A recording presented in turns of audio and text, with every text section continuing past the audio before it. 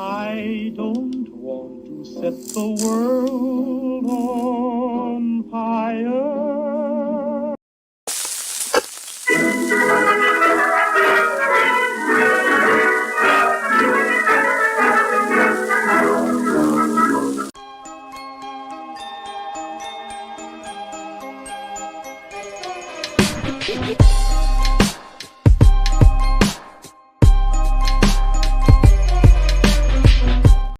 Are finally back. Yes, that's right. Another brand new episode of the BOOM. Of course, two on your screen today. Of course, I am your host of the most as always, Cam G, my co-host at this time. Of course, that is the man known as Phil Kahn. Middlecore Mike is still with us. He is just doing his producer duties behind the scenes.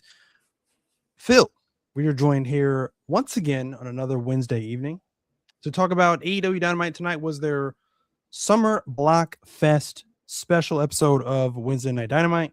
But before I get into that, how is your Wednesday evening going? Solid, man. As we kind of go through the motions that is the world of professional wrestling, there's not really much going on right now that is either exciting or just that makes you kind of want to tune in to see what happens next, whether that is AEW or WWE at this point. I think ultimately, as a professional wrestling fan, you kind of just take things as they go. Oh, Jesus Christ, I had a stroke there. You take things as they go, and you kind of just take things at face value at times, and you just see what the ride has for you, I guess, is what I'm just trying to say, in so many words. AEW, to me, I felt has been as much as they possibly can right now as we head through Forbidden Door season, as we head to All In. I've enjoyed AEW a lot more than what's happening right now with the WWE, and that's just me personally. You can say whatever you want, but there's just an interesting dynamic as we head through this season that is Forbidden Door that just has me in a low point, mainly because we all know that things happened to where a lot of New Japan guys came over here to AEW, so there's really not much of a Forbidden Door anymore to this company or just to the overall kind of scheme that is Forbidden Door and the concept of what Forbidden Door used to be and what it is now today. So just kind of gotta go through the motions and just see what they give us. And they're putting together a solid card as of right now, but there are definitely some things that could be better. Or if anything, they could just kind of scrap this whole entire concept altogether and just try to figure out something out. Yeah, I'm gonna be completely honest with you. I mean, I really don't understand what it is we're actually celebrating, because I didn't really get this vibe of this summer block party festival. I didn't feel that tonight at all. Tonight was definitely a struggle. Probably one of their worst shows, if not their worst show, I think, of this month. You said that AEW has more of your interest in WWE. I could see that for sure. For me, it's really just MJF, the magnificent work that he's been doing and the genius work that he's been doing this far. He's absolutely the main part of it. He's the main part of it. For me personally, in watching AEW, he's definitely the main part of it. Really didn't care for much of what they did with him tonight, but most of the time it's really just MJF.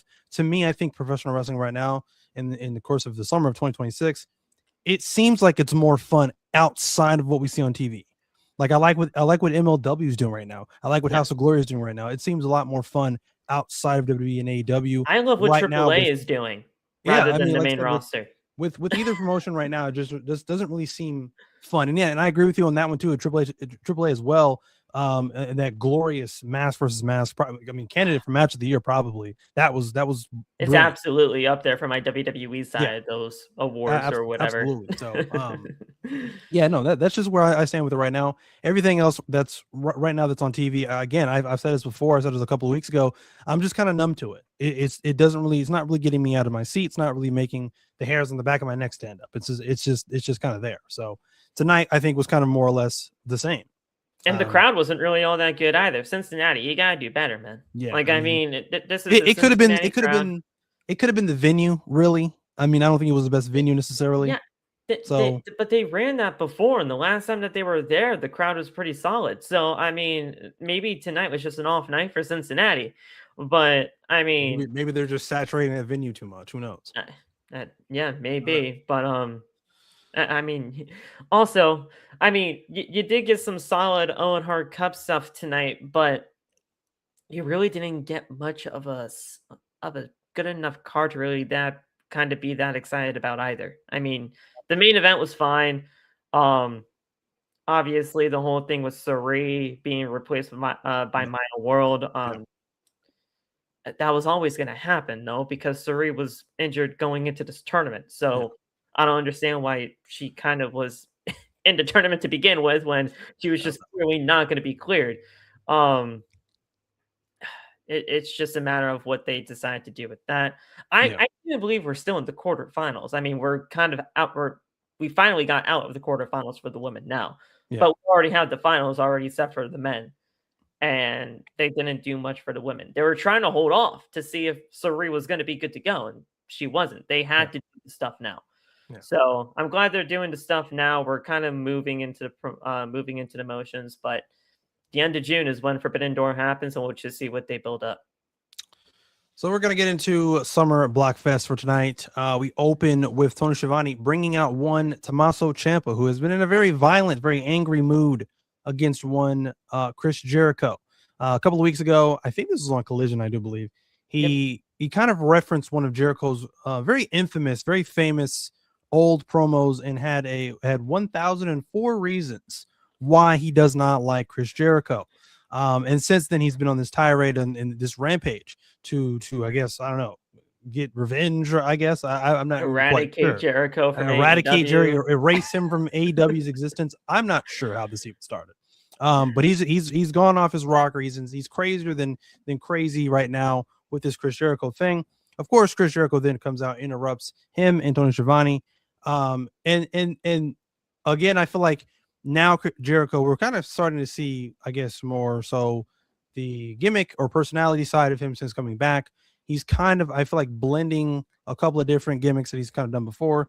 This tonight kind of felt more like a Y2J-esque promo from Jericho. I mean, he called him bald. He's insulting. He was calling him Tommy instead of Tommaso. We had a Tommy and we had a Tommy Mommy chant from the crowd tonight. It was very strange. But yeah, like I said, they're into it. They're into what Jericho's doing right now. So again, like I said, he's getting a reaction. So I mean, there's that. They're into it for sure. But now I just have a bad feeling that whole Tommy thing is going to follow Tommaso for the rest of his AEW career, and I just simply do not like that. It might. I would say as long as he's a heel, it probably will. If he turns back to babyface, will probably stop doing it. I mean, you know, they're doing stuff with Jericho. That's all I have to say. I mean, when you use Jericho in spurts, the guy is great. I don't care what anybody says. As long as you use him sporadically, he has his place here. I agree it's an interesting feud, but strangely enough, I want to see the match. I think they realistically could do something good together. The match won't be bad. Yeah, strangely enough, it seems like a match that could work, but you're right. This thing did come. It seemingly did come out of nowhere, mainly because he wrapped up the feud with Ricochet, to Jericho, and then as soon as that match ended, Tommaso attacks Jericho, and then we're just immediately thrusted right into this next feud, which honestly, at times I don't mind it, but when it's just random and then you just don't do anything to kind of give at least some sort of backstory as to why this is really happening, then I got a little bit of an issue with it. They really haven't done much of that other than that. And other than the whole calling back to the 1,004 holes that he did back in WCW, I believe that was. So they did that, and you just got to go see what they got in store for this feud. But other than that, they're going to do... I know for a fact they're going to do multiple matches of this, and I'm okay with that to some extent. But you don't need to overextend it like they did with Ricochet, and that's what I just hope. Yeah, I see them going probably 2 matches with this. You know, Yeah. the only thing I ask is them probably go. I would say they probably split it. Well, then they probably would have to do a rubber Didn't match, have to honestly. go So to they'll probably do third. 3. So I'd say they split it one apiece. Jericho wins, Tommaso wins, and then they do a third. Anything more than that, I really don't think that they need to do more of. Mike just put in the chat 1004 hold was a WCW. I forgot who the feud was against. I believe Goldberg. I think it was Goldberg. I think you are right on that. I thought it Like I was said, WCW. I was it hoping I definitely made was that WCW. right. Yes, it definitely was WCW. I do remember that. So like I said, again, a callback. Tony loves doing stuff like that. WCW, Yeah. ECW, he likes those callbacks to stuff like that. So that makes sense there. Of course, this segment, this opening segment ends with them brawling, of course, and then security come out to break it up or whatever. So probably Forbidden Door, they're gonna have the first match, I would assume. So Very WWE-esque with some of the wordings that was used, and then the pull apart brawl they did. yeah, because WWE loves those. Yeah, WWE loves the pull apart brawls, and some of the jokey type of lines that Yeah. Jericho was saying about the whole Tommy and then Tommy Mommy. I can easily Just see reminded me of somebody Y2J. from WWE, like writing that down. They're like, all right, you're going to be saying this and the Yeah. crowd's going to love this. Okay. They're going to eat it out of the palm of your hands. They do that. But I'm intrigued about the match. I just want to see where this goes after this. Yeah.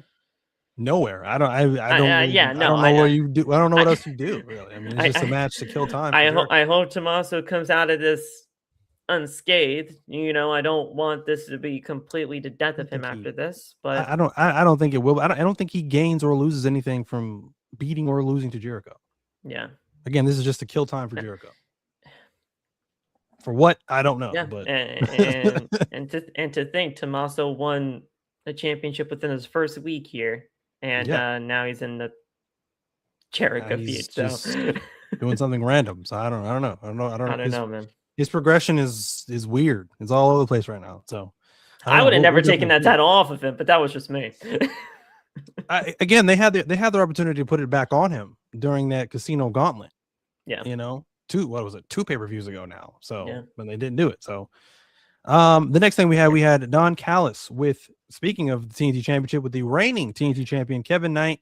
Again, still a horrible decision, I think, if you ask me, to put Kevin Knight in the Don Callis family when he could have been something special on his own. But that's neither here nor there. Don Callis with Kevin Knight, the reigning TNT champion, was interrupted by one Andrade, who again has been very vocal about getting his world championship match, and asking Don Callis, can you make this happen? You promised me coming into this group that I was going to get a world championship match, which still has not happened yet. And of course, he tells Kevin Knight, of course, at first he says, tranquilo, peaceful. I don't want anything. I don't want any problems, but you need to get to the back of the line, because I'm in the front of the line. I was the one that was promised the world championship match before you even got into this group. You're a newbie. You're the new guy here, right? So of course Don Callis says, well, there's a lot of talent in this group, of course, but I promise you, you will get your championship match. So like I said, again, this breakdown we've been talking about early on with Andrade within this group seems to be happening, and I would think it's going to happen a lot sooner than we think. Because again, don't trust Don Callis. I mean, that's like trusting a McMahon. Like, don't trust Don Callis. Like, he's obviously not going to uphold his end of the bargain and get Andrade his world championship match. And I'd keep it going with this Kevin Knight thing. I would. I'd keep this tension going between Kevin Knight and Andrade to a point where Andrade just has enough. He just has enough. He takes it out on Kevin Knight. He basically just has enough and turns on everybody, gets out of the Don Callis family, and he's on his own. I've been wanting that man on his own for quite some time. I didn't think he ever really needed to be a part of the Don Callis family, but that was just me at the time. And would you say Andrade versus Kevin Knight for the TNT Championship? I would love that, if anything. It's something new, it's something fresh, and at the end of the day, I think I love Andrade, so I'm kind of a biased guy. I think he could be a world champion if they ever if any company would actually try to like get behind the guy. I think he could be something one day. But obviously AEW kind of sees kind of like a ceiling for him, most likely, maybe. Yeah, And that that's an issue. TNT international, like that kind of realm of championships, that's probably where they see him fitting best. So if that were to be the case, and they do get Kevin versus Andrade for the TNT title, I would not mind it. I think that would be personally okay. And then you kind of just go from there. But as we all know, when one gets out, another one could possibly come on in. And, we'll just see if that's going to be the case. But yes, I'd keep this going between Andrade and Kevin for sure. Kevin Knight, of course, then leaves Andrade with, he says, make sure you pay attention to how me and Don take care of business. And of course, he says, adios, amigo. Now, honestly, I have this idea for this group because I think, again, we've talked about this in length about how there's just way too many members a part of the Don Callis family. I feel like there should be only 5 members of this group. Everybody else should honestly, I think would honestly benefit better if they're on their own or in some grouping of tag teams, things like that. So the 5 members that I think I had, and I would get your thoughts on this. I was gonna say the 5 members that I have in this group that to me this just make the most sense. 16, just to let you know. That's insane. That's wild to me. But the 5 members in this group that to me that makes the most sense to keep in this group and just have it just be those 5 is Kyle Fletcher, Brian Cage, Mark Davis, Okada, and Josh Alexander. Interesting. That's really it. Because I think those 5 guys, I think the fit, you got your Fletcher, you got your Cage, you got your Mark Davis, you got your Okada. Those guys are kind of centered around this whole thing, and they're probably the closest to Don Callis. So, and then like I said, everybody like people like who we talk about in length as well, like Lance Archer. Lance Archer, again, he could be on his own, which he should be anyways, because he's not doing much in this group. So he's just kind of a background character. He's just like, bodyguard at this point. Yeah, he's just a bodyguard at this point. He's not doing anything important. He's not doing anything significant for this group. He's really just this group's heavy. So, like I said, he really could just be on his own. Josh Alexander, he hasn't done. Josh Alexander is amazing, but Josh Alexander has not done much coming into this company. And I think he was a big fish in a small pond in TNA. In this ocean that he joined in AEW, there's just really nothing for him to do. Yeah. There's too many top people you got to try to take care of. That guy is way too talented to be just number 8 in the Don Callis family. Like he's just unfortunate. He's just way too talented. I mean, I'm with you on Kevin. I mean, not Kevin. I'm with you on Kyle, obviously. Yeah. I'm with you on Mark Davis because surprisingly enough, Mark Davis turned around on me. That guy is absolutely incredible. I cannot get enough of that goddamn pile driver. He's easily got the best pile driver in the goddamn business. For sure.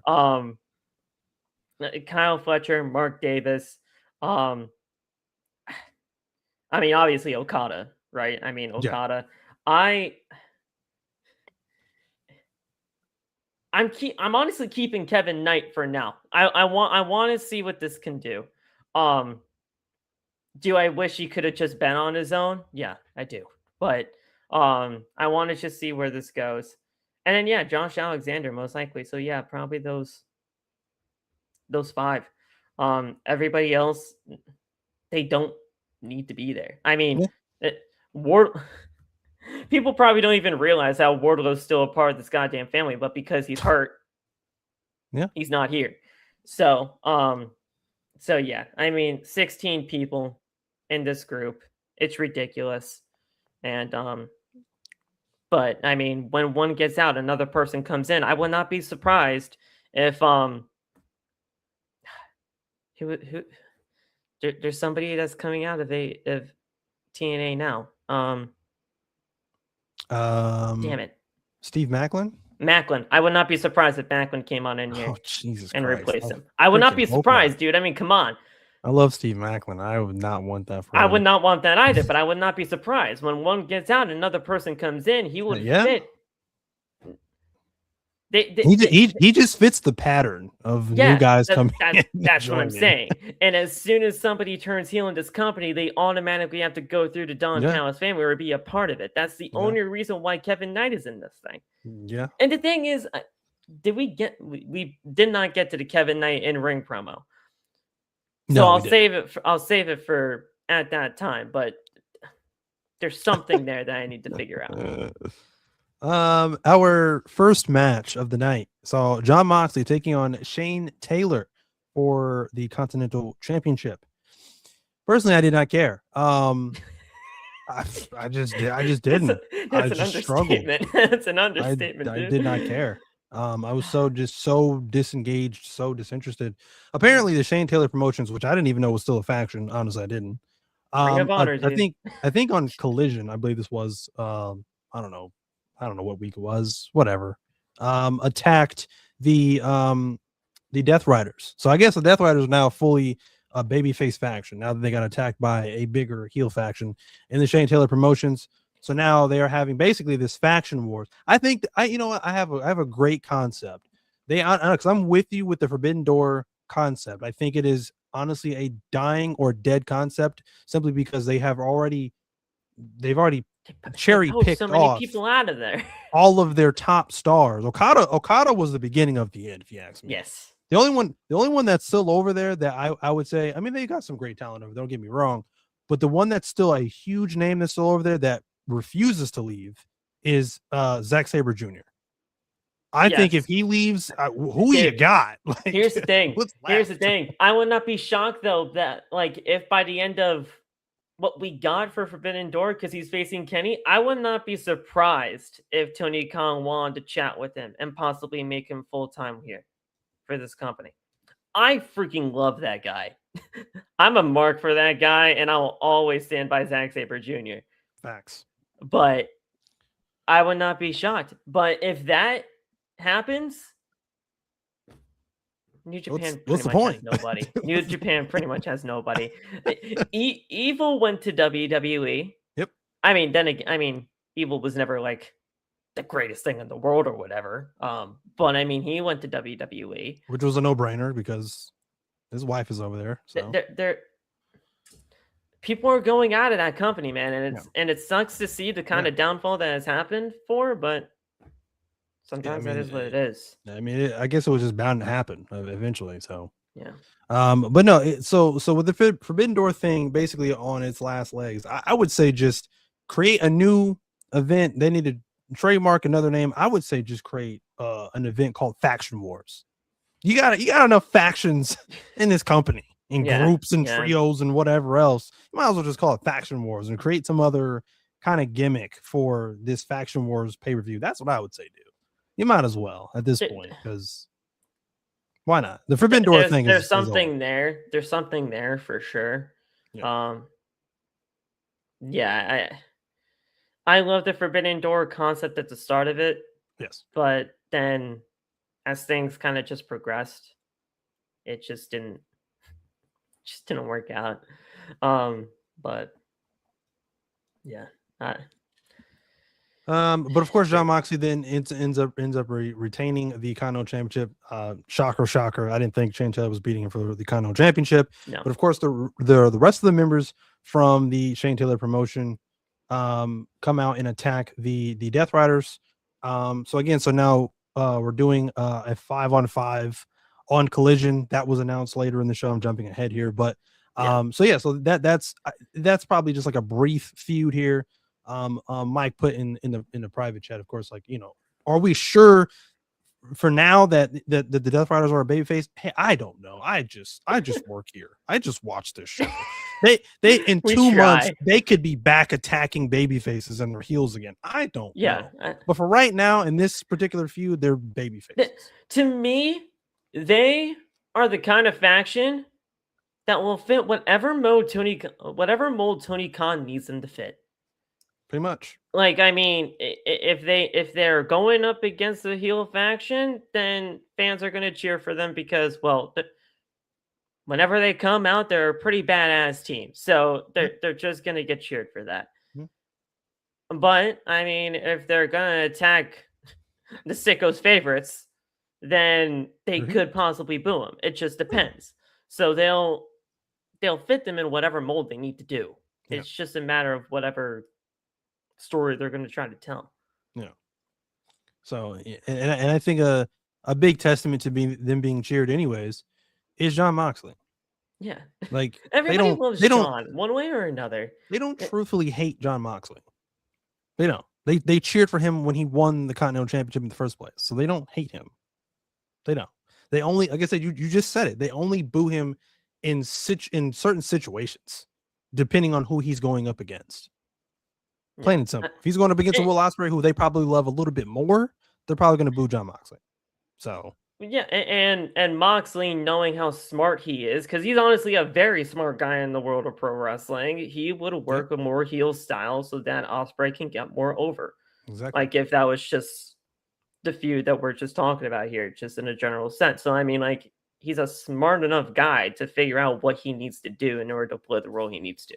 Yes. But yeah, I mean, Shane Taylor was never going to win this championship. No. I mean, the real reason why this whole entire thing was happening was because they're both from Ohio. Yes, it was. They're both from Cleveland. Ohio, Yes. So I mean, that's the reason why Shane Taylor got Yeah. a shine on Dynamite tonight. I mean, I haven't seen Shane Taylor in God knows how long. Me neither. I like what he brings to the table, but am I going to watch Ring of Honor in order to see it? I'm sorry, Tony Khan, but no. I think Lee Moriarty, who was out there attacking everybody, I think he's honestly a really untapped talent. But again, for sure, yes, it's just not something that I personally want to enjoy for Ring of Honor's sake. And then I've never heard of this Charlie Bravo guy, but he looks the part. So I mean, maybe he is something. But I mean, they all have a great look. I just don't know anything about any of them. So except for Lee Moriarty, that's it. And I know more about Trish Adora because of her early days in AEW when she was a lot more prominently featured, but now she's just stuck in Ring of Honor. You don't get to see her. So when she was doing stuff at Marina, I was like, okay, maybe you can do something. But again, who knows? You're doing this 5-on-5 thing for Collision tomorrow. That will air on Saturday. It's being taped tomorrow. So, I mean, we'll see how that goes. But it is what it is. We had a very good and well put together return hype video package for one Mercedes Moné, who won her wild card women's Owen Cup return match against Alex Windsor. I had issues with that. Now, I don't know. I like Mercedes, right? Now, I don't like her as much as I used to, mainly because of, I would say, the work that she has done as a part of this company. Since her coming back, I feel like now the women's Owen Cup, I mean, it's just very predictable. Like I don't see them going with anyone else, really. It just doesn't make any sense. So to me, it's just very predictable. Again, I maybe I'm just a stickler for this, but I would have brought her back and presented her in a different manner. The way she was speaking in this return package, it just sounds like Mercedes. So it sounds like she hasn't learned anything. She lost all these championships. She went all around the world. She went on to all these indie promotions and things like that, and then lost them all. And she hasn't really. It seems like she hasn't changed at all. Yeah. She's still the same Mercedes. She still sounds like a heel to me. Doesn't sound like, I'm not getting this overwhelming babyface personality from her. I'm not getting this like I was knocked off the mountain, I lost it all. Like, I'm not getting that. Yeah, like AEW fans are just cheering her because absence make the heart grow fonder. They missed her. They missed her since January, man, and that's realistically the only thing at this point. Mercedes Moné is going to be Mercedes Moné. Like she has that set character. She's going to be that set character, and that's just who she is, and that's just who she wants to portray. Now, I had a little bit of an issue when that whole entire, well, first of all, the wild card being Mercedes, that was clear as day. I don't see how anybody didn't think that. Now her beating not Jamie, the other one, Alex Windsor. Sorry. that's terrible of me. Her beating Alex Windsor was not the problem I had. But if you knew that she was going to be the replacement this whole entire time, she should have just done it at Forbidden Door. Not Yeah. Forbidden Door. Or Double or Nothing. Yeah. Double or Nothing. Yes. Because, I mean, that match agree. was scheduled. That match was scheduled for the pay-per-view. We could have just found out who the wild card was after. Jesus. Not Forbidden Door. Double or Nothing. Could have just figured it out at Double or Nothing. We didn't have to do Mina and Athena there. That rhymed. It does rhyme. That's probably the reason why they did it, because it rhymed, and he just loves saying that. But I mean, you could have just done the wild card spot at Double or Nothing, get a bigger reaction than what she got, and then just do stuff with that. But yeah, I mean, as soon as she came back, dude, it was clear as day. You're doing Mercedes and Athena in the final. Yeah, you got to. Like, you've got to at this point. That's the only thing that makes the most sense. Yeah. And now, at that point, I really wouldn't care who won, because I love both of them, and I think, obviously, the world of them. But, I mean, I'm pretty sure it's clear who they think they're going to win this thing and go to All In. So, we'll see. But yeah, I mean, you know, the way that she was talking in that video package, I'm kind of up in the air right now. I want to see more from Mercedes in terms of an in-ring aspect, to see what she kind of like plays as in the ring. If she's still more of that heel kind of tendencies and she does that kind of thing, then yeah, I mean, I'm thinking of her differently. But they're cheering her, and they're going to cheer her until she does something else dastardly again. Which I think is coming a lot sooner. So I mean, it could happen. I think it's clear as day that she's winning that world championship by All In, and if Willow Nightingale is able to come back at some point down the line, it's a perfect opportunity to get Willow Nightingale back into a feud with Mercedes and have her win the world championship. Yeah. Because it all happened at the beginning of the year when she won the TBS championship from her. Why can't she win the world title from Mercedes? I think that would be great. I don't see why not. But yeah, no, like I said, I definitely agree with you there, though. If they knew that was going to happen, they should have did a Double or Nothing. That's just where you have these big returns, one of your major pay-per-views and things like that. So yeah, I can only booked. That's the thing. The only thing I can think of is the fact that Mercedes just wasn't ready for whatever reason. I don't know. She probably had a championship that she still hasn't lost yet, maybe at that point in time. So she had to lose it and then come back. Maybe. I don't know. I don't know the whole trajectory of I'm just speculating now. Of her title runs. So the next thing we saw, we had Don Callis once again introducing Kevin Knight for the Kevin Knight promo that you were talking about earlier. Yes. Kevin Knight says that the people should not be upset with him. They should be upset with Darby Allin for not getting the job done against MJF.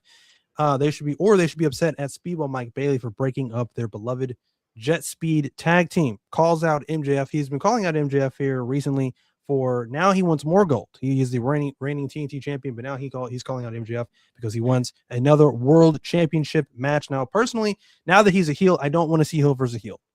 I don't want to see that with anybody, really. And in this landscape right now of AEW, do we really think we're going to be getting Jet 2 belts or 2 belt Jet or whatever they're calling him? No, like he's not going to get that. Yeah, okay, maybe you can get a shot. Okay, fine, but you're not winning the title. This is why I always oppose that they do a triple threat. So you could have two heels in there, but you have to have a baby face in there. Yeah. To kind of just break that up. I don't want to see heel versus heel. Who am I cheering for? Who am I supposed to be cheering for? No. Now, the one issue I had with this is that he was talking. Don Callis didn't talk for him. Yeah. If he was going to talk on his own, you didn't need Don Callis. Then why is he in the goddamn family? I think, honestly, like, look, I said this in a video of mine. I think if you actually allowed Kevin Knight to be on his own and talk on the microphone, yeah, sure, he may be a little bit uncomfortable at times. Because obviously this is something brand new to him. I don't think he's ever been a heel in his time No, on wrestling. I've never seen So, him. like, yeah, sure, he might be uncomfortable at Mhm. times as a heel on the microphone, but that will come in due time. The repetition and the comfortability will happen in due time for him. You give him the reps, you have him do what he needs to do, and then maybe, just maybe, he'll get more comfortable out there. If you want him to get more comfortable, you can have him work with Don Callis, but you can have him work with Don Callis behind the scenes. Or have anybody that's like a brilliant talker on the microphone work with him behind the scenes. You don't need him to be a part of a family if he's going to be talking for himself. Bro, believe me, we have enough wrestlers, former wrestlers backstage working next to Tony Khan to where he could be working with them on promo work and things that he could say, catchphrases, all types of stuff like that. He doesn't need to join the Don Callis family and just be another member. Like, he Doesn't make was any talking sense. about, like, he did his Doesn't own need a promo mouthpiece. tonight. So, like, I mean, at the end of the day, if he's going to be doing all the talking, that's great. I want that. But he just doesn't need to be a part of the Don Callis family in order to No, do that. he doesn't need Don Callis. He doesn't need Don Callis to speak for him. He can speak on his own. So, Also, I don't you know. you blame Speedball for your own issues when he came down to the whole tag team. That was your fault, pal, not his. And I know everybody. that's just classic heel 101. Yeah, Just blame that's stuff on classic everybody heel. else. So I mean, I was on stream and I'm like, hey, pal, that was none of his fault. So thank you. I know Speedball is not really the most fan favorite over here, but I gotta at least try to save his Put him skin over. while I can, because obviously he's not going to do anything about it because he lost the last time we saw these two. Yeah. So, but yeah, I mean they're sealing, they're doing that whole thing between Speedball and Kevin. They're going to continue this thing, and Yeah. if Speedball becomes the TNT champion by the end of all of I'm all this, I for will it. not be shocked. I'm all for it, honestly. I don't mind that at all. So, yeah. Kevin Knight calls out MJF, but of course, instead of getting MJF, he gets met with the music of Darby Allin. Darby Allin sneaks in from the back, and then hits Kevin Knight with a skateboard. Square in the freaking back. He was going for a coffin drop until the rest of the Don Callis members came out and chased off Darby Allin. This venue is so weird because the back door is just right through the crowd. Like it was just odd just seeing. No, the door right there. The door to outside was just there, just weird on the floor level. So I mean, he just ran outside. Yeah. They had an elevated ramp for this venue too, which is interesting because like that ramp was right at apron level, which normally has caused a lot of things that happened to superstars in the past for AEW. Yes. So yes, I'm glad no bad things happened tonight. But yeah, they're probably telling them, hey, don't jump off of the ramp. Well, somebody did. Brody King did tonight. So I mean, they did that. That's true. I forgot about that. Yeah.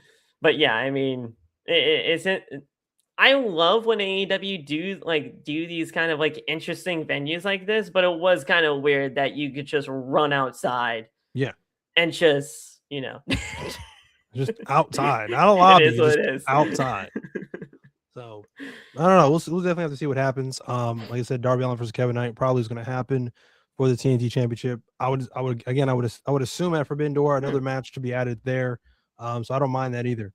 The next thing we saw to win the title. So no, he's not winning the title. Yeah, that is kind of weird now. Yeah, because he's a TNT champion, so you want to do that match, you want to do that blow off. So I mean, yeah, okay, sure. I mean, so right now that's, aside from Speedball, is the biggest feud they can do with Kevin Knight.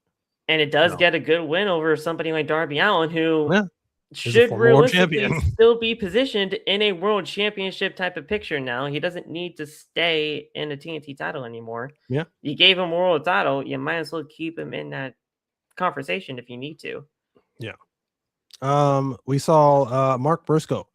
He was seen talking to Tony Khan and Gorilla before Tony Khan said to hit Mark Briscoe's music. Mark Briscoe then makes his way to the ring for our next match, which He is made an Mark Briscoe appearance on versus Dynamite. Pac. Yeah, Not Mark often do we Briscoe. see Tony Khan's face on an episode of Dynamite. It depends. It depends. It depends if he has a big announcement to make, Well, yeah, I know, but I which mean, hasn't like, happened not in a while. But it's just not. It's not often that we just normally get to see it in that kind of setting, though. Because he was just like, behind "Oh yeah, Gorilla, go." Yeah, he's like, "Oh yeah, go out there, man. Have a good time." Like, yeah. he's just a happy-go-lucky guy. He's a good boss. So we had Mark Briscoe versus Pac. Again, another match. I just was not really into. I mean, there's really nothing at stake. If this is honestly just to get Briscoe that win to say, okay, now he's qualified to then challenge MJF for the world championship, I guess. Of course, Briscoe wins here. Not a horrible match, just to say the least. Briscoe wins, then calls out MJF again. He claims he has a direct path to the world title. Now, here's where I had an issue. You call out MJF. MJF's music hits. You go to commercial break as your world champion's music is hitting, and then it keeps. I guess it keeps playing all in the arena as we're on commercial break. You come back and it's just still playing. It's still playing. So he's just he's not out there yet. He's not doing anything. He's not even there. It's just still playing. You could have went to commercial break after this match was over, seen Briscoe grabbing a microphone, then come back from commercial break, and then he says what he says, and then calls out MJF. Yes. Not like you did that so backwards. I don't understand why that was even done the way it was done. The match is just the match. The match was I'll just say that. I mean, the match is just the match. The stuff that happened afterwards was the most important thing. And even that, at that point, is some kind of convoluted mess. But I'll let you talk about it. So as we come back from commercial break, MJF then makes his way through the crowd. And of course he says from that side door. Probably. He says he is the law. He says he is the most important person in that company, and he has the final say to whoever wants a world championship match. And of course, the answer to Mark Briscoe's challenge is no. He mentions that money talks, and as he says that, then we had again a group I didn't even know existed of three random people that I didn't even know knew each other, but it consisted of three men of Jay Lethal, Blake Christian, and Lee Johnson, and they attacked Mark Briscoe. Brother. Yes. And they attacked Mark Briscoe, seemingly being quote unquote paid off by MJF. Of course, the conglomeration come in for the save and save Mark Briscoe. After this, we had Mark Briscoe say that he talked to the boss, the real law in AEW, and Tony Khan, and there needs to be a main event for Forbidden Door. Now, if you guys know, let me preface by saying this. If you guys don't know, MJF was injured wrestling Rouge for the World Championship, I believe, last week. Hyperextended his knee, yes. Hyperextended his knee, and I think this is why this match is being made, instead of giving us a one-on-one between MJF and Mark Briscoe for the World Championship at Forbidden Door. So, it is going to be... I'm fine with that. I want to say that real quick. I'm fine with that, because I'd rather have... It makes sense because he's injured, so, I mean... I'd rather have this than either a world title match with MJF and some random New Japan talent that either A, we do not know, or B, just don't care about. I don't think that was going to happen anyway. Oh, I know. I'm just saying. Who do you put him up against anyways? I'm just saying, I'd rather take this than just doing a random New Japan talent for a world title. That. Yeah. Or just a singles match against Mark Briscoe. Nothing against Mark Briscoe, but I mean, come on. I mean, if you're going to get other people involved, you might as well do that. Now,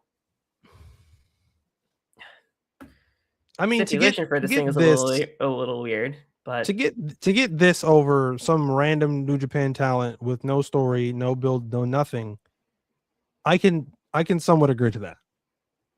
To get this over just getting MJF versus Mark Briscoe, I don't know about that.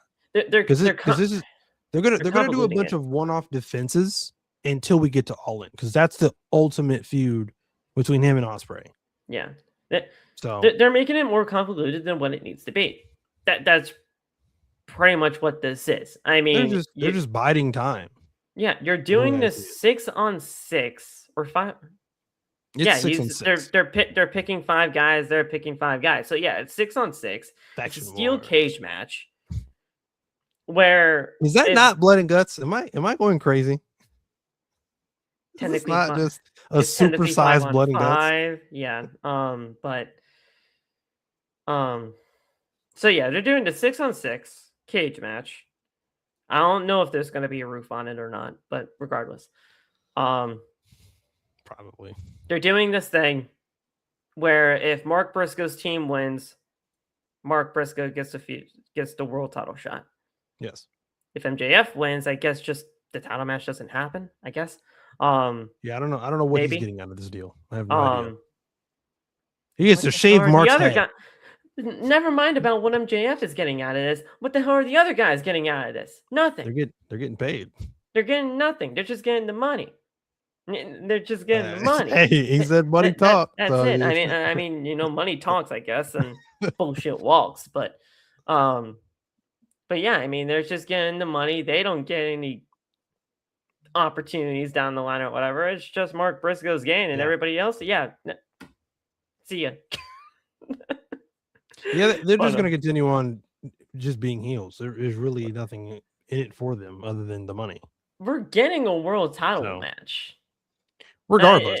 We're getting a world title match with these two. So and most likely it would happen wait, no, because that Redemption pay-per-view would be next. That would be no. I don't see that happening in Canada. No, I see something completely different. When would this match just happen on a Dynamite? I figured it out. It's just a Dynamite match. Like I said, they're just biding time until they get to August. It's just a Dynamite match, and then whatever happens at Redemption is going to happen at Redemption that's the final pay-per-view before All In. So yeah, he'll probably face Kevin Knight at Redemption. That's my guess. I don't know. I'm speculating. I was thinking Kenny. Maybe not. I know we just did Kenny and MJF, but I mean, is it really out of the realm of possibility considering no, not really. Will and Kenny have had their interactions up until the point for the Yowen? You could either do. They have options. You can either do. They do. MJF and Kevin Knight, get that out of the way. Or you could do, if you want to go bigger and finally give us the breakaway from Andrade, away from the Don Callis family, and then give us a babyface Andrade versus MJF at a Redemption. I'd take that even over that as well. Yeah, but then what do you do for Arena Mexico Grand Slam? To me, that would be the Andrade match. I believe 2 weeks before All In.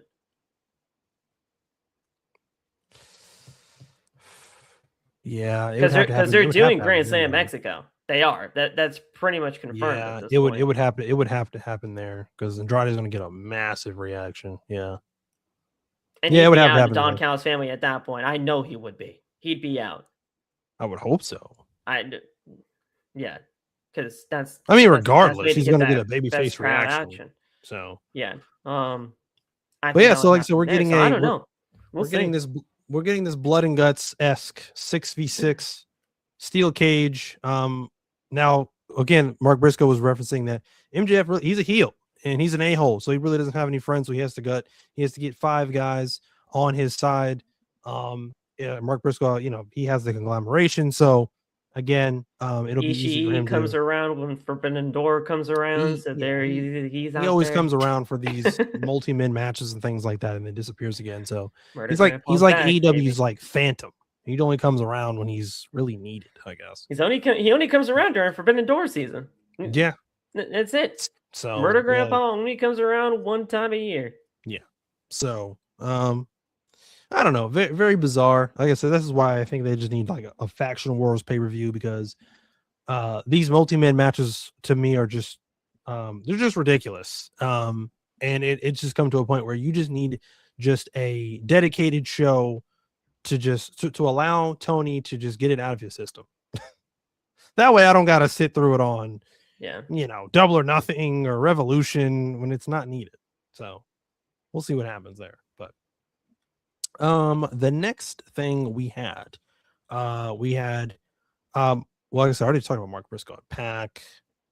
Oh, we had Ospreay. Ospreay was backstage after winning his match against Mark Davis. And then of course he said that like I said, nothing is stopping him from going into All In to challenge for the world championship. We then had an emotional Alex Windsor that embraced him, I guess, emotional after losing her match against Mercedes Moné. But like I said again, Will Ospreay is on an amazing run right now. And like I said, I honestly, it's shaping up. It's shaping up to be a great finals between him, and I'm skipping ahead once again, but him and Swerve Strickland at Forbidden Door. To me, that's really the main event to me. Yeah.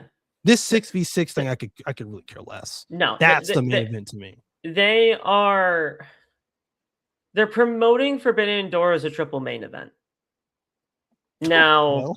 Yeah, they are. They're promoting this thing as a triple main event. The only thing that should be actually main eventing this show, and I mean going on last, is Will Ospreay versus Swerve Strickland. That's your main event for this show.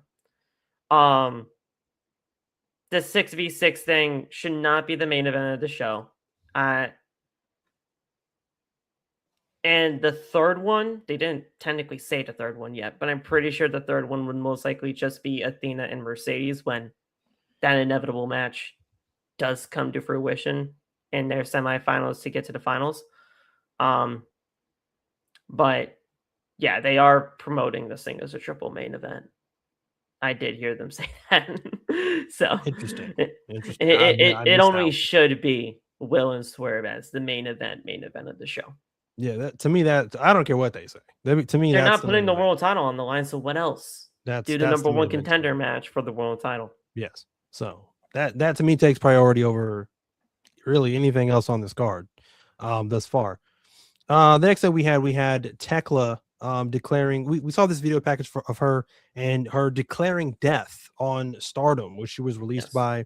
We saw the tensions between her and the owner, the president, I do believe, Taro Okada, in a video package. I think it was a very good video package, well put together.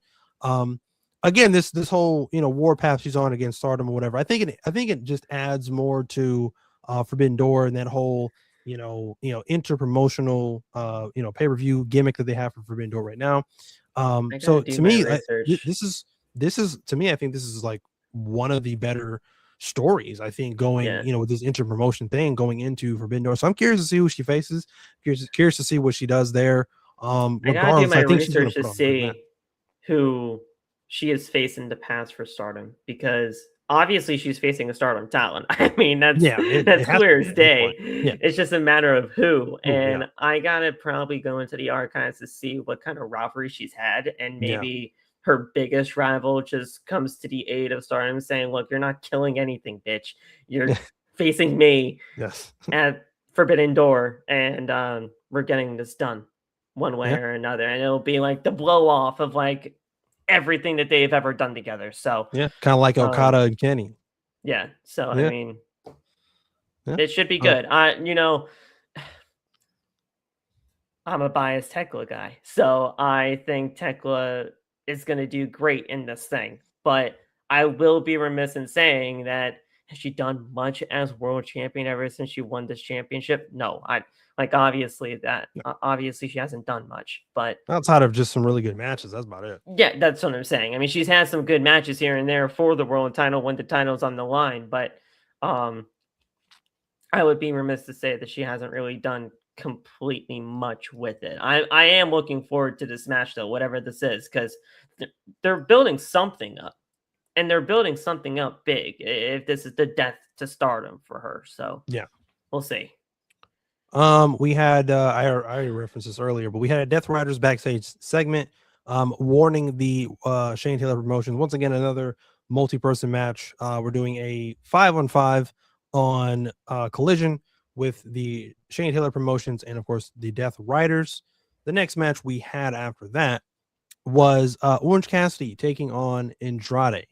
Really just kind of like a comedy-esque match with Andrade and Cassidy. You know, you got Andrade that takes his pants off. Yeah, Cassidy takes his jean pants off, and there's more jean pants on underneath it. So it was just kind of like a comedy thing back and forth between them two. So the fact that these two take their pants off and they got that big of a reaction. Yes. And they even got a holy shit chant. This is the greatest crowd. that was the greatest part of the crowd all night. Like, they do the most random shit, and these sickos love it. Yes. Like, it's great. They eat it up. But they take off their pants, and they're the most over people. Yes. That is correct. It's amazing. Look, I'll say it. You know, I'm wrong. Okay, I'm wrong. We saw Leo Rush in this thing, and Leo Rush is fucking incredible. Oh my god, this thing is incredible. All you gotta do is freeze, and he doesn't see you. He's like a Tyrannosaurus Rex. The man is running around like a goddamn demon everywhere, saying he's fine. Who's fine? He's fine. Like, Leo Rush is incredible. He found something with this. And people are loving it. Now, obviously, he was just in the crowd tonight after Andrade took a picture. But he's being seen on television, yeah. even if it is in this comedy type of whatever. Yeah, I think it's cool, and people have gone over with it. So he won me over. I think it was Mike that said, "Look, Phil, all you gotta do is just look at this guy, see what happens with this." You even probably said it to me too. Just look at this. You'll see what this is about. He won me over in like the matter of 2 weeks. Now, see, for me, I'm going to be the bad guy here. But for me, like, while there's aspects of it that's great, to me, it's taken a comedic role, a comedic turn. Yeah. And when he was doing it on the indies, it wasn't that. It wasn't comedic. It was taken as seriously as you it was possibly taken as could have taken it. So it's kind of I'm curious to see how long this lasts, or what they do with it, or where it evolves again. I'm sure this is going to come full circle and evolve again. Is there a he? Like, in the whole like sphere of this character, like, is a he known? Is the he known? No, I don't know what he's talking about. Or is he just talking nonsense? And it's just gibberish. I don't know what he's talking about. Okay, so obviously this he is not no known. idea. If somehow, some way, AEW finds this he, and like he gets revealed as like whoever this guy is now ultimately possessed. Maybe it's like his alter ego he's talking to. I don't know. Maybe. I have no idea. No clue. I don't know. I don't try to make sense of it. You realistically can't, because even if you try, it's just not going to make any sense. Yeah. If you try to explain this character to somebody else, you're just going to be what? like, Phil, what the fuck are you talking about? Like, you need to be evaluated. He's won me over. I've never been that big of a Leo Rush guy, ever. Like, in whatever character he's been in. So, I admit, I was wrong. Sir, your mic is off. Sir, your mic is off. We cannot hear you. Because I'm muted. That's why. I've been trying to be a pain in the ass all night in the private chat. I'm sorry. I'm just trying to break you guys, and it's just not working. So I apologize. Leo Rush, the thing is, and I'll make this Mike to the conversation. There you go. Hello. I'll make this quick. Leo Rush, if you really pay attention to his character and what he's doing, it's number one, it's like he's talking to inner voices that are trying to tell him something. That's what he's doing. He's trying to give you like those inner voices, and it's obvious. You could see it. But the stuff he's doing, I guess the great comparison that I would have to say is think of him as like the Danhausen version of AEW. But he competes. I don't like that. I'm not big on Danhausen. So They had I know. Danhausen. Why couldn't they just do something with him if they had him? He's so much better in WWE than he was. I think they realize very though. much fair. I will say that, yes. I think they realize that now, and I think because when you look at what WWE is doing with Danhausen right now, I think AEW and Tony Khan understands they missed on Danhausen. And now they have an opportunity with Lio Rush.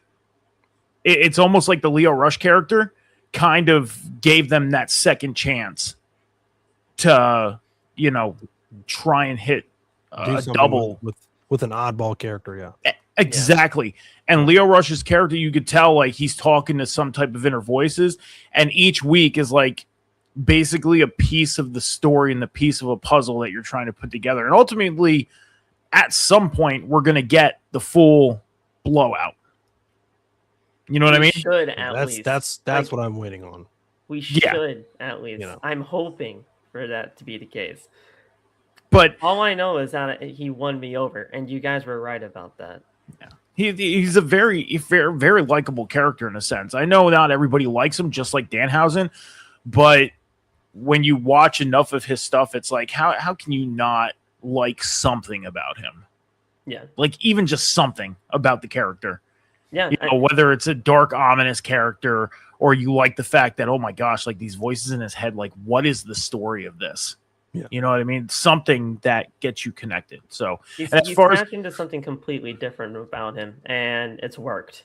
And that's the thing is it's so different for him because you are used to the Lio Rush that was with Bobby Lashley in WWE. Exactly. That's what you're used to. Yeah. And now he's giving you something completely different. He came back, bald head, dark, ominous, entrance. He's talking to himself, talking to the voices in his head. And that immediately shut me off on him when I saw this at first, because at the end of the day, this is way out of left field. And I'm like, what the fuck is this? Yeah. This makes no sense to me. Like, obviously he should be this when he's this now. But sometimes you just got to give things a chance and just do your research, let it happen. And if you fall in love with it later, then you fall in love with it at a later time. But at least you kind of got on the train when you get there. And so, and you said look stuff up with him. I did. Yeah. I research him. Like, all right, I see it. Because he does stuff. And then they capitalize on it in AEW, and it's working. He does stuff on other social media outlets that you don't see on AEW. Yeah. Yeah. He does stuff on his own. He does stuff. You see stuff from the indie scene, like you see stuff from other outlets. You just got to find them, and really pay attention to the character and what he's doing. But yeah, as far as event things, I was just trying to be funny by calling it like Booger Nights, and then I changed it to Boogie Nights. A Tony Khan make fun of Tony Khan type of thing. But I'm just not, I'm not getting you guys tonight, so I'm going to shut the fuck up now and go away. See you, gentlemen. The next match we had women's Owen Hart Cup tournament match with Sky Blue supposed to take on Cirie. She had to withdraw due to neck injury, so she is facing Maya World. Maya World, a late entry into this Owen Cup. So Sky Blue versus Maya World. Again, I think this is a pretty good match. And Maya World coming up with the surprise victory over Maya World now, which makes me believe that Cirie was absolutely going to win this thing, and the whole thing. No, or win the match against Sky, not the whole thing, not the whole thing. Probably, but win the match against Sky for sure. Look, Cirie was just never going to be a part of the match because she was never supposed to be here anyway. Cleared, It is kind of very interesting, though. It kind of reminded me of the whole whole Max Crosby situation. They cleared him in one facility, and then they just didn't clear him in mine. So they cleared her over in over where she actually does wrestle, and then AEW didn't feel fit to let her compete. So they did this whole thing with My Old World. My Old World impressed the hell out of me. She did. I never realistically got to see much of her. This is kind of like a first showing for me of My Old World. I know how good she is. I mean, people like when I send out a tweet saying she's impressing the hell out of me, she's like, Phil, where the hell have you been? Like, she's amazing. Go look at this, and this. And I will to do more research on her, but she did well against Sky tonight. And but when the commentary said said everything about her brother passing and all that, I'm like, she's winning. Yeah, she's winning. Yeah, and it's honestly good for her, man. Because at the end of good the for her. day, I mean, it wasn't just a sympathy win, and I'm not trying to say that. Like, it's obviously not a sympathy win. They obviously see something in her, so they do something, and there you go. They got a good win for her there. But how long that lasts, we'll definitely have to see. yeah, I mean, Because she's mainly a tag team wrestler, so I mean, it's that. put her in a tag but- team. They need tag teams, so they don't have a lot of them. Well, so. she isn't a tag team. She's just not. Her partner wasn't here tonight, so but yeah, other than that though, she impressed me, and I just want her to do well elsewhere after this. So we'll see. The next thing we have the backstage segment with MJF confronting the Don Callis family. We had referenced this earlier. He needs to look for 5 guys to complete his team for this 6v6 at Forbidden Door in the main event. Of course, he offers Don Callis basically just a suitcase of cash in order to get 5 of his best guys. Kevin Knight was the first guy to step up. Of course, he wants his world championship match, his world championship rematch, and to become a double champion in AEW. Would he be the first to hold both the TNT title and world title at the same time? I believe so. Yeah, because I don't think at that's the same ever time. Absolutely, yeah. Not That's never just in general, because that's happened before. Had to have been, but same time, yes. So in turn, I guess he's the first to step up and agree to join MJF's team for this match. And I guess what he's getting out of this is, I guess if his team wins, or if MJF's team wins, then Kevin Knight gets the match against MJF.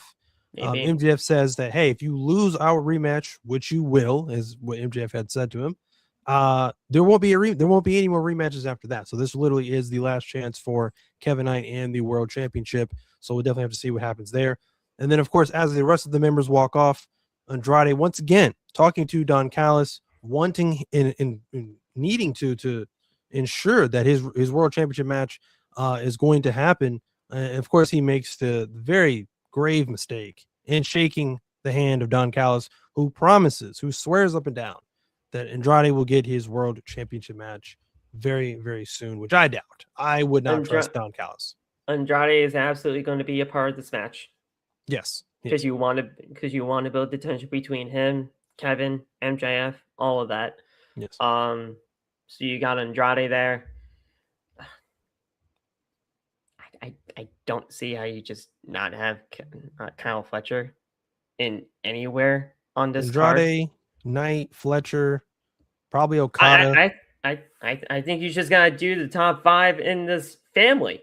Probably Brian Cage for the muscle. I don't know. I was gonna say Mark Davis. Give Mark Davis a spot in there. Or Mark Davis. I was gonna just say I was gonna say Doyle, or if not Doyle. You could do Doyle too. Fletcher, Davis, Doyle, Andrade, and Knight. There you go. You can do that. I mean, not a bad team. I just don't see how you not have Kyle Fletcher anywhere on this card. He's got to fit at least somewhere, I would feel. So if they want to put him in the steel cage, put him in a steel cage, I guess. But yeah, Kevin, Andrade, Kyle, I think it would be interesting too. And again, we're not necessarily doing our Forbidden Door predictions. It's too early right now. Right.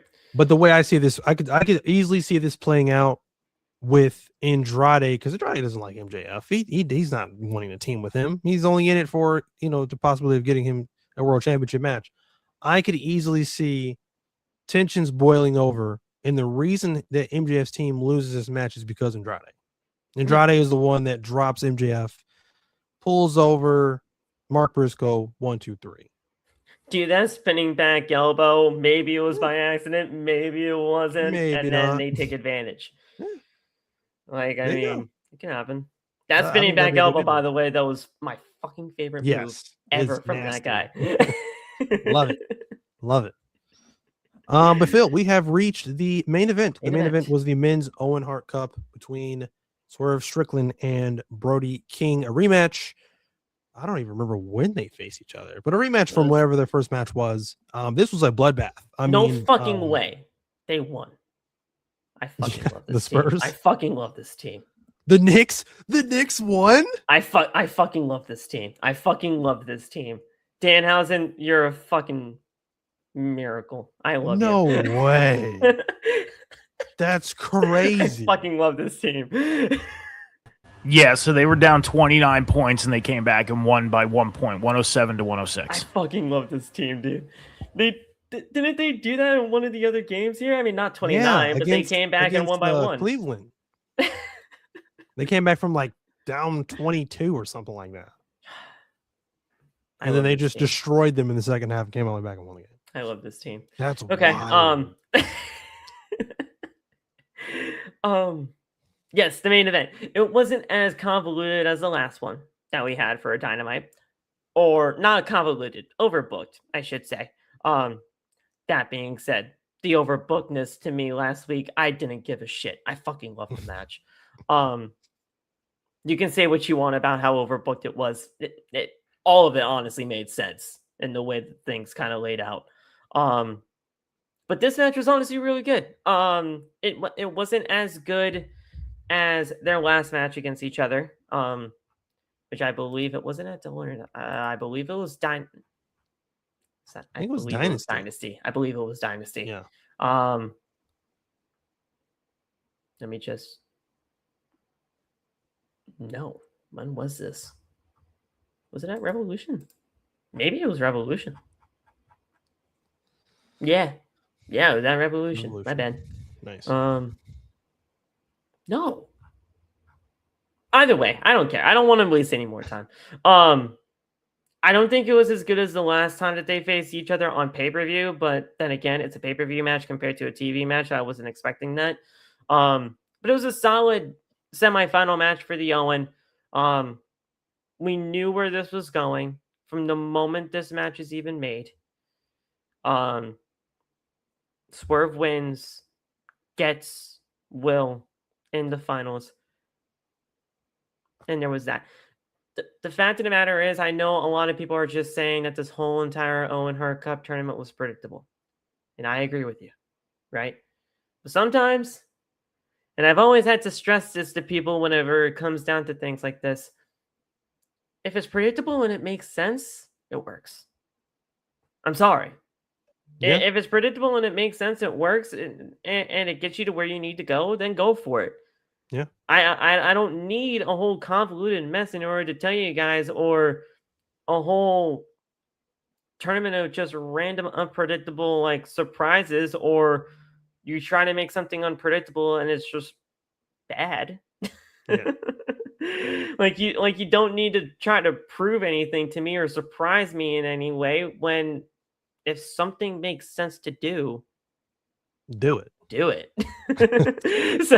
so like, I mean, it is what it is. Will Ospreay and Swerve Strickland is always going to be the final, but at the end of the day, it makes sense after everything that happened between those two years ago at this same event. Full circle. And it was for the world title at the time. So now that Will Ospreay can most likely beat Swerve and say, all right, you did your job 2 years ago. Now you got your job done here. Go win the world title for us. There you go. Now, obviously, Swerve wouldn't say that because he's honestly a prick now, and he's like he's just a heel whenever he needs to be. But But yeah, I mean, it's a 2-year story, and they're capitalizing on it. If it makes sense, works, and do it. Yeah. I'm kind of in agreement with you. Probably not as good as their first match that they had earlier this year. I would say probably a little more physical though. It was a bloodbath. Yes. Like I said, Brody King was just bleeding profusely. But overall, I think a solid main event. Like I said, probably my favorite match of the night. Honestly, that match actually had me really engaged and just really focused in on that match. Again, for me, just it might be just me nitpicking again. The way I would have ended this show is Ospreay's music hits. You end the show with the stare down between those two. That would have just been an awesome final image before you fade to black. So we do. It's at the end of the month, right? This show. Oh wait, no. When is Forbidden Door? The 28th. Yeah, so the end of the month. I mean, we got 2 weeks. You got 2 weeks to build for this thing. You can. I don't think they would do a contract signing for a number one contendership, but you gotta do some sort of stare down between the two within these next 2 weeks. And I don't want them to touch. I don't want them to get physical. Just do a stare down. I want them to wait that out. I don't think we gotta get physical and with each other until we get to the show. So do a stare down, or have Will Ospreay come to the aid or something of somebody that Swerve is gonna destroy. I don't know. It's just something out there. Spitballing here, and then you do a stare down at the end of all of it once he's saved whoever. It's you timed it okay. You got 2 weeks, but I mean, again, 2-week builds to ultimately get where you need to go. I don't know. I think they'll be okay. I mean, I think if you give them too much time, they just kind of do what WWE did WrestleMania week, and they just start replaying things they've already did weeks past. So 2 weeks, I think, is enough time for them to just. Again, I'm with you. Just to keep them apart. Don't really have them get physical. They don't need to. I guess people couldn't say, well, Phil, the build was the tournament. Okay, yeah. I mean, sure, fair enough. But yeah, there needs to be a little more something too. I can understand what you're going with that. There's just it's a 2-year story, so I just hope that by the end of the match, something could be like a culmination of like, all right, you did your thing, we did our thing 2 years ago, now go win it. Yeah. We'll see. I'm really trying to figure out what the hell Jon Moxley is doing. For Forbidden Door? Well, anything, realistically. I mean, I don't think he's doing anything for Forbidden Door at this stage.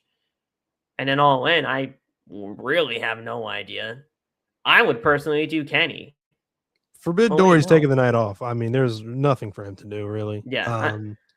I personally do Kenny and Mox at All In. I freaking love that. But I mean, I guess, but like Kenny going after the Continental Championship is kind of weird. I'm not. Yeah, that's the freaking Continental title, dude. That's the one thing that handicaps me when it comes down to like my kind of like trying to figure out where Mox fits best. I don't know right now. I have no idea.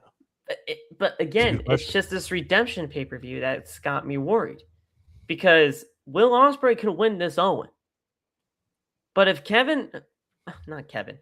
if Kenny Omega somehow wins this world championship between now and All In, we can get that Kenny versus Will match for All In, and then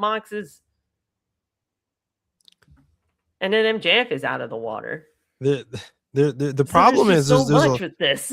There's a lot of big events coming up between now and the end of August for All In. So they have to strategically plan this stuff out, because if they don't and there's one misstep, none of it's going to make sense, and it could ruin the whole build. I would hold off with Kenny in any world title implications to then save off, I don't know, potentially doing All Out Kenny Omega and Will Ospreay for the world title. That's what I would do. But I Maybe don't know. All I don't Out, know what that entails. I don't know how you keep Kenny at bay that long, because that's not until freaking September. So I don't know. Yeah. I don't know. A lot of moving parts have to happen in the way that they need to. If I think what AEW is going to be doing is what they're going to be doing, but dude, It's a lot. it's Mick Foley's fault, honestly. And you know what? That's the only problem I have with this. And I know, like, Phil, what the hell, Mick Foley? If you know, you know. If MJF loses his freaking championship at Redemption to Kenny Omega, and we do get Kenny versus Will, and MJF has nothing else to do at All In, what else do you think he fucking has to do at All In, considering what happened at the pre-show? Mick Foley versus MJF? If we do that match, God, I hope not. I don't want it. You know I don't want it. No. That's the reason why I was kind of thinking, look, you do MJF versus Will Ospreay. That's the best match you could possibly do. Heel versus babyface. Yes. Because of everything that happened with Kenny Omega and Jon Moxley, and kind of like the devil and the angel on Will Ospreay's shoulder. You do that match for All In. Kenny versus Moxley, I haven't seen that in quite some time. I think that would be fantastic. I'm taking the Continental Championship shit out of this. Like, that title is not even on my mind when it comes down to that match. Yeah, no. But the devil and the angel on Will Ospreay's shoulder, you can do that match. And that match would do something well for that. And then Mick Foley, if you want him involved, have him be like a freaking host. I don't care. Like, do the whole pre-show thing like you did with him for Double or Nothing. You can do that for him there. He could be the special guest ref. Or a special guest ref or a special commentator or whatever. Like, do something with that. Like, I mean, you don't need to have him in a match. Nowhere. I never want to see that man in the ring again. The man got hurt when he was training at one point. So obviously he's not fit to compete. Yeah, no. I'm just worried that a Kenny Omega World Championship run could be happening for Redemption. We get that match and stuff can fall into place. I don't want any of that to happen. I just want MJF versus Will. That's it. That's all I want. Yeah, like I said, it's a slam dunk waiting to happen, I think, but they can't have this misstep with this Redemption pay-per-view or whatever. So no, and again, like I said, that's what I would do. I would have if you're going to put the title on Kenny, cool, but I wouldn't do it anytime before All In. So I know you needed a buffer, and you were not just gonna have Grand Slam Mexico be the buffer between Forbidden Door and All In. Like, I know you needed a buffer. But this new pay-per-view Redemption, and the name of it being Redemption,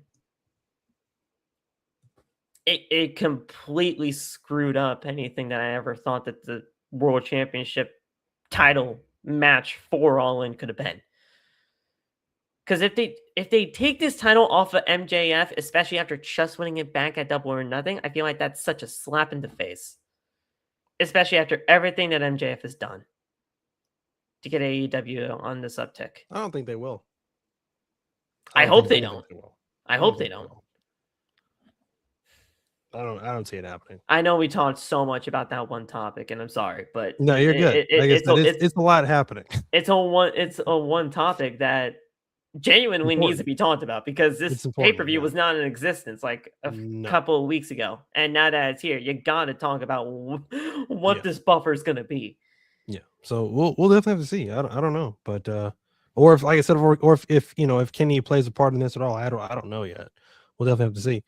But Phil, we have reached the end of the show. That is all I got for you for 6/10/2026. Yes. Now it is time to plug yourself. Where can we find you? TikTok, Twitter, YouTube, Instagram, at PhillyMet, at PhillyMet_.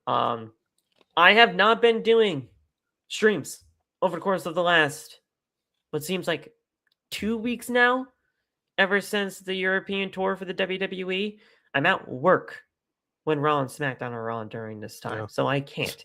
And even if I wanted to do the streams afterwards, I'd have to stay on social media, which is terrible for me because I have to stay on social media for wrestling content purposes. And yeah, no. So I watch Raw and SmackDown during work. I come home, I do my content, and then that's it. We're finally coming back to the States this coming Monday. So everything in terms of the live streaming and all of that for the watch alongs is coming back Monday. So yeah, stay tuned for that. I got some other stuff in the works for YouTube content, long form videos, short form videos, all of that stuff. And yeah, so there you go with that. And we'll see. But stay tuned to the live streams. We're trying to get to 1,000 followers over on Twitch. If you want to, hit the follow button. If you don't have to do shit. So thank you. Definitely keep up with everything that Phil has got going on. Great content going over there. And again, starting back up the streams as Raw is going back to its normal time. It's very bizarre to have Raw and it's like 2 p.m. It's strange. Yeah, but yeah. I literally am working during that time, so I can't do it. But yeah, we're back on Monday. So there you go. As for me, we're definitely going to get back on track with being back here for the Boom. This is our first show in like 2 weeks, probably since Double or Nothing, the go home show of Double or Nothing. So we're definitely back, going to get back on track with our post shows for Dynamite every single Wednesday night right here on the Boom. Of course, with these two gentlemen, Medical Mike and of course Phil Kahn. And then we are going to be back Monday night for our that man right there. We're gonna be back Monday night once again. Our first show in probably like 3 weeks almost for Monday Night Raw, talking about Monday Night Raw after Monday Night Raw. And then, of course, you can check me out mainly on my TikTok page at Cam's Wrestling Corner. Videos on there about my wrestling opinion and things like that, predictions and whatnot have you. Other than that, yeah, I think that's all I got for you guys this week. Again, so we'll be back next week. Love and appreciate you guys come by and check out the stream tonight. As I always say at the end of every stream, love, peace, and prosperity. And we are out.